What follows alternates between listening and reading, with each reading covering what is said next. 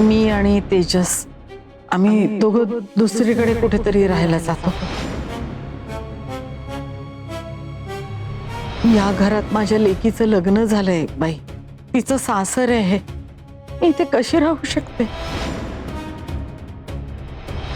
अनिकेत, मी हात जोडते, तू मध्ये बोलू नको, माझी शपथ आहे तुला. तुला माहितीये का, आमच्यामध्ये मुलीचं लग्न झाल्यावर तिच्या सासरी पाणी सुद्धा पित नाहीत रे. तू मला इथं राहायला सांगतोस?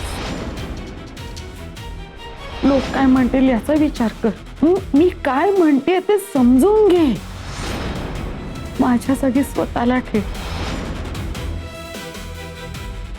आईला असं एकदम अचानक का वाटलं असेल? तिला का राहायचं नाहीये या घरात? तिचा किती जीव आहे सगळ्यांवर, पण तरी तिने हा निर्णय का घेतला असेल?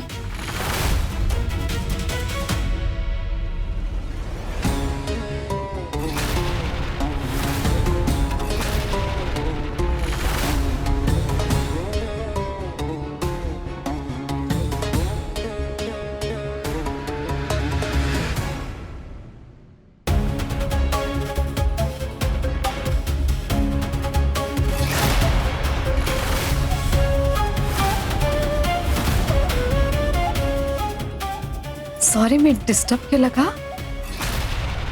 कुठल्या विचारात हरवली होतीस छवी?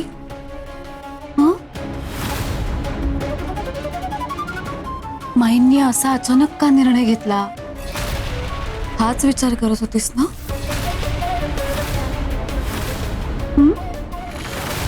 अजून हा विचार तुझ्या पचनी पडला नाहीये छवी? तुला काय वाटतं, माईंनी असा निर्णय का घेतला असेल? म्हणजे काय म्हणायचंय तुला?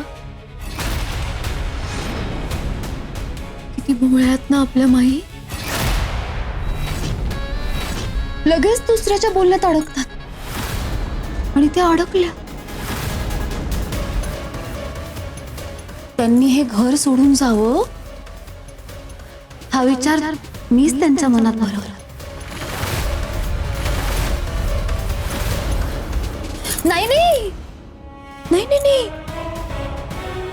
मी त्यांना असं नाही बोलले की माई तुम्ही घर सोडून जा.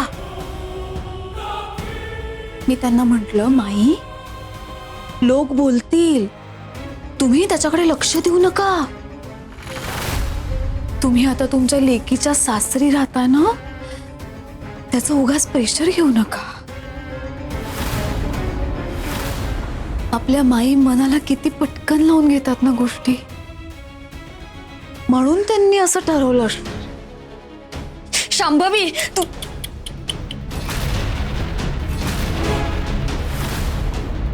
आता आपल्या लाडक्या माई हे घर सोडून जाणार.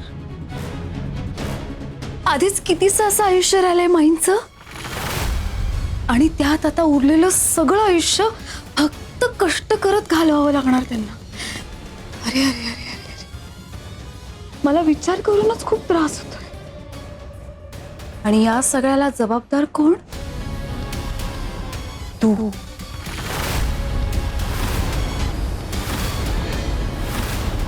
तू या घरात लग्न करून आलीस म्हणून माईंची ही अवस्था झाली. माईंच्या या अवस्थेला छवी फक्त तू जबाबदारीस.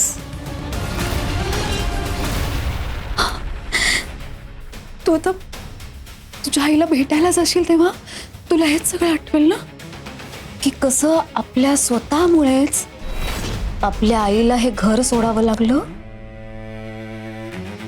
आयुष्यभराची टोचणी लागणार आहे तुला छवी. आणखीन एक गोष्ट, हुशारी करून जर माईंना इथे थांबवण्याचा प्रयत्न केलास, मग मी त्यांच्या जीवाशी खेळीन.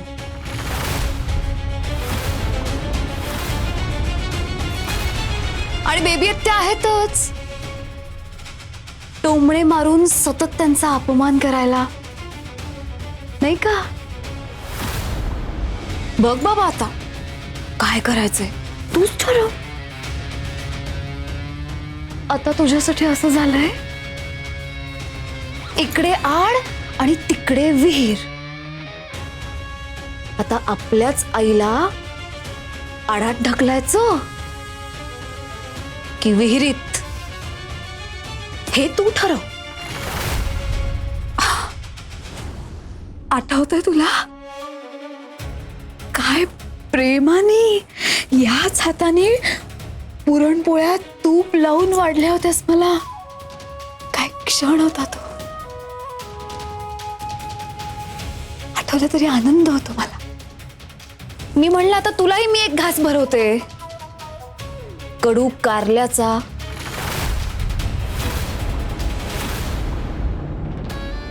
मुकाट्यानं मी जे काय बोलले ना त्याचा विचार कर, समजलं?